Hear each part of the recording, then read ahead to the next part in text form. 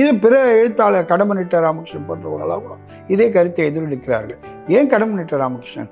காஃப்காவுக்கே இந்த கேள்வி இருக்கு. காஃப்கா தன்னுடைய 17 வயசுல மொழியின் மீதான பிரச்சனைன்னு ஒரு கட்டுரை எழுதுறான்.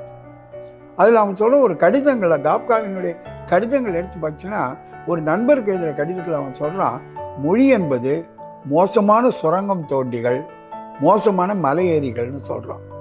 அப்போ மொழின்றது நான் எழுதுறத மொழியின் மீதான கவனம் எனக்கு அதிகமாகுது. அப்போ முதலாவது பிழையற்ற தமிழை எழுதணும், அது ஒன்று.